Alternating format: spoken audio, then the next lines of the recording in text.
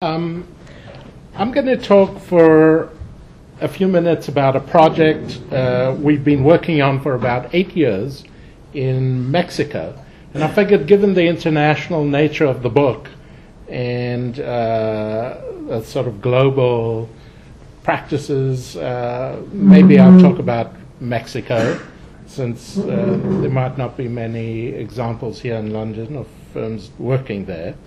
But we were asked to work for a university, and it's a private university, but a real powerhouse in Mexican and Latin America education.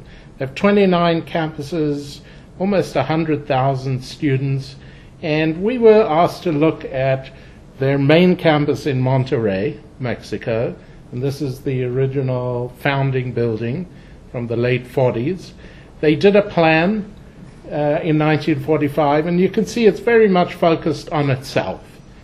And it got built, and a bit open land, but today the city is completely built up around the campus. But the neighborhood is declining. Their idea of the campus is a security wall, very insular and disconnected from its neighborhood. There was a change of leadership, and we were asked to take a fresh look at the university and its context. Very unusual. The neighborhood had some vitality, but was generally in decline, lack of investment, almost zero connection between the university and the city. But it was near the downtown on a major transit line, and we very quickly recognized that the campus and the city need to work together, that the two mutually reinforce each other. So this was a sort of critical issue around city building, development, and the intellectual growth of the university. So as an anchor institution, this is very common around the world. Universities can be major drivers of change. And I think, as Eric said at the beginning, in terms of the political situation, the city seems to lack interest in investing in the neighborhoods, especially this part of Monterrey. So they leave it up to a private entity to drive development, investment, and growth. And we looked at the campus itself. We looked beyond the walls. We looked at areas that were underutilized, like this huge old stadium that wasn't really being used anymore. We discovered incredible entrepreneurship and ingenuity within the academic programs, but everything was very siloed. We did an analysis interviewing thousands of students and faculty about how they use the place, and we discovered an interesting thing. The students go all over the neighborhood all day when they're at the campus, and the faculty go nowhere. They go from the parking garage to their classes, and they don't really go into the city. And this was quite revealing to us and the administration. I won't go into this, but this was the sort of underpinnings of our core academic plan. But this was important. The campus and its organization in terms of its academic structure and its relationship to the city, incredibly siloed.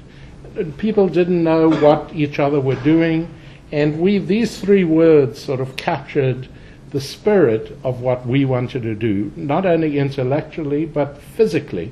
We wanted to engage with the neighborhood. We wanted a more open campus. We want things very connected. And this was one of the first diagrams we did.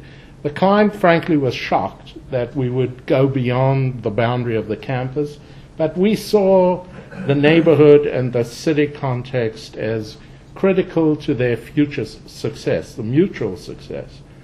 And out of that emerged this idea of this campus that engages and connects with the neighborhood. A critical thing that happened is as part of our work, the existing library, a sort of horrible place from the 70s, no one there, no one using it, we were asked to redesign it.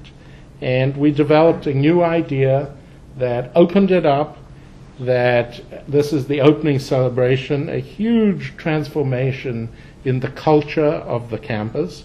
And the library today is really a meeting place. It's not about books at all. People have classes here, they come here, they stay all day, total transformation.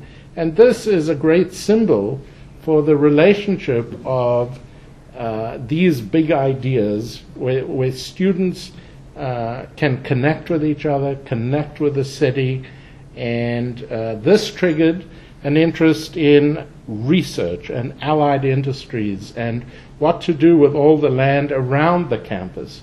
A lot of parking lots, underutilized land, and so proposing partnerships with industry, with developers, with people who were interested in capturing the energy of this academic powerhouse, how they could invest in this district. And so this is a mixed-use research district for innovation industries.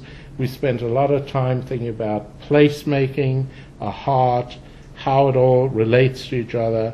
This is typical of universities that are successful in, and Monterrey Tech has some of the most influential leaders graduating from it. And here you see the district as proposed. And a typical example of the closed university and what we propose to open it up, to bring the bookshop from an underground area in the middle of the campus to the edge, transforming the street into a lively place, thinking of the street as a place to be in, not just for cars, thinking about how research in these allied industries start to relate to the street, and ultimately making a framework plan, a long-term framework plan that is a seamless integration of the city and the campus. And then finally looking at the neighborhoods and how they would connect and relate and how the university would invest. So the first thing was to open up the campus. This is the security fence when we started, and this was it a couple of years ago. Much more accessible campus, working with the neighbors, reconceiving the public spaces around the campus here, a school that the university will invest in, and transformation occurring. A neighborhood park where the university actually led the investment and led the process, and we did a design concept for a new park. This is a few blocks from the university. And when this vision plan was announced about 2 years ago, since then, it has triggered well over $1 billion in private investment all around the campus. Something that was dead in the water due to lack of vision, lack of urban thinking, lack of ideas about regeneration at the heart of this city in Mexico. Thanks.